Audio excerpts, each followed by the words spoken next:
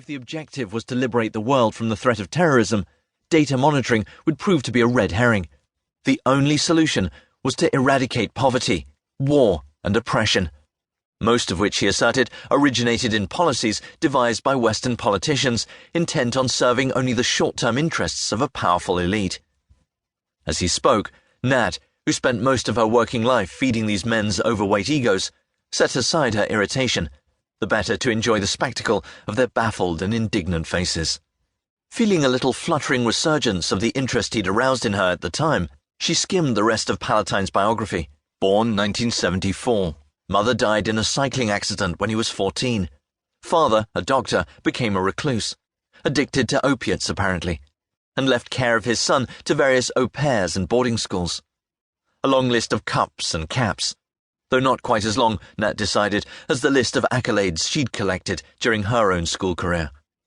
After leaving the army, he was offered a fellowship at Imperial College, where he founded a discipline called DAMES, which stood for Data Acquisition and Interpretation on a Massive Scale, a constellation of innovative technical solutions which have transformed the once intractable problem of accurately searching the world's data communications for evidence of hostile activity. My God, thought Nat, the things people do for a living.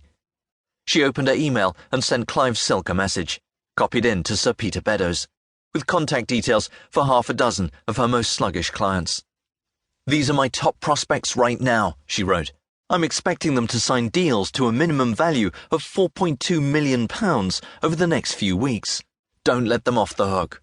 On her way out, she dropped in on Sir Peter and told him that time was of the essence, and she was taking the late afternoon flight to Marrakesh, where Claude Zender was based. "Well done, Natalya. Report daily if you wouldn't mind. I'm sorry this thing has blown up." "I don't think Zender is going to cooperate," she interrupted, finding that she could not bear to observe the wistful expression she brought to her chairman's drooping features for a moment longer. "Can you keep Clive off my back, Peter? You understand how these things work, but he really doesn't." Green slime, as intelligence corps officers were known to the rest of the military, didn't usually see much combat, but in January 1999, Captain James Palatine had been assigned a no-contact operation with an SAS unit in Kosovo, which turned bad.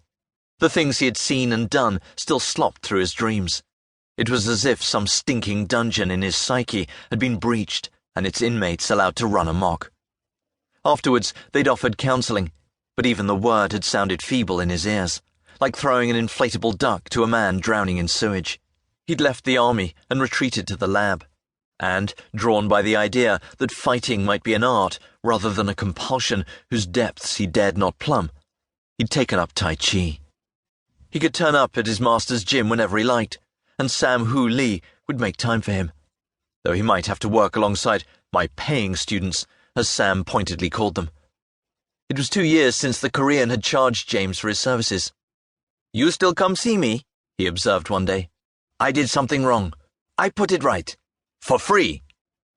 He emphasized the words "for free," as if they must be a source of amazement and delight, the sort of thing James would want to tell his friends about.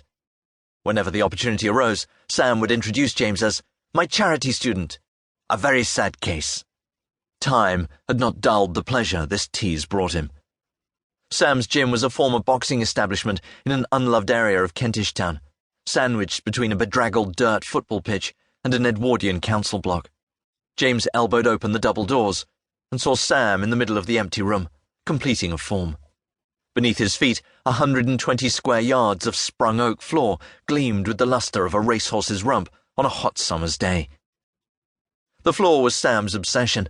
Every morning at 7, he got down on hands and knees and buffed it with a wad of threadbare dusters.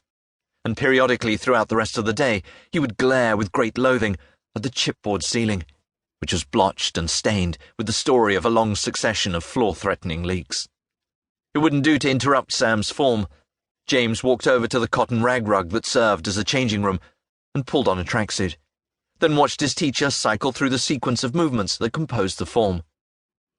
Sam moved so slowly it was as if he were recalibrating time itself in order to accommodate the degree of precision he required.